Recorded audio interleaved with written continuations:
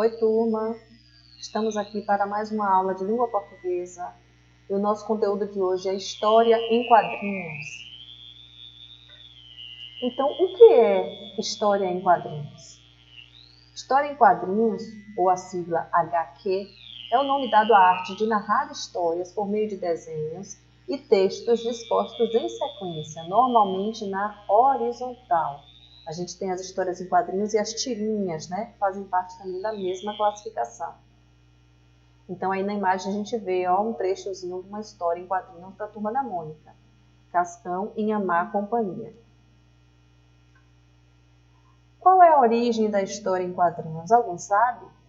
A primeira história em quadrinho com as características que conhecemos hoje foi publicada nos Estados Unidos em 1894 em uma revista chamada Truth, pelo americano Richard Outcault.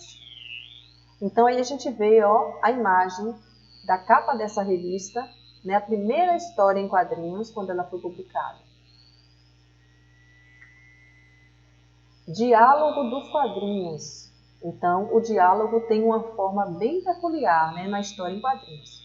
O diálogo entre os personagens aparece através de balões, sendo que eles variam muito de formato, como, por exemplo, linhas contínuas, interrompidas, zigue-zagueadas ou em forma de nuvem. Cada formato de balão vai se encaixar num tipo de fala.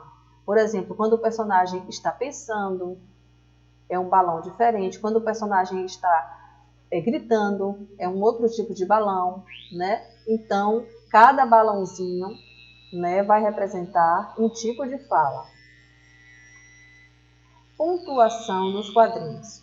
Os sinais de pontuação são variados, reforçando a voz dos personagens e indicando o modo como eles revelam seus sentimentos, como raiva, espanto, alegria e tristeza. Então, é muito importante que a história em quadrinhos ela tenha a pontuação, né, adequada, que esteja ali presente, bem visível, porque é uma forma do leitor compreender o que está se passando na história, qual é o sentimento que aquele personagem está querendo transmitir. Então aí tem um trecho, uma história em quadrinho da Turma da Mônica, né, onde a Mônica faz uma pergunta, um questionamento, que logo no final vem o ponto de interrogação. O que tem de mais? E aí o Cebolinha responde, olá, vão pensar que a gente está de mãos dadas, e uma exclamação. Então aí a gente percebe, né, o sentimento que está sendo expressado pela Mônica e o sentimento que está sendo expressado pelo Cascão.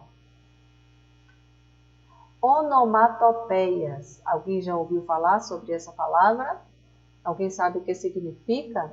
Pela imagem aí já dá para perceber, né? Onomatopeias são palavras que tentam reproduzir os sons, porque na história em quadrinho não tem como a gente ouvir os sons que estão acontecendo.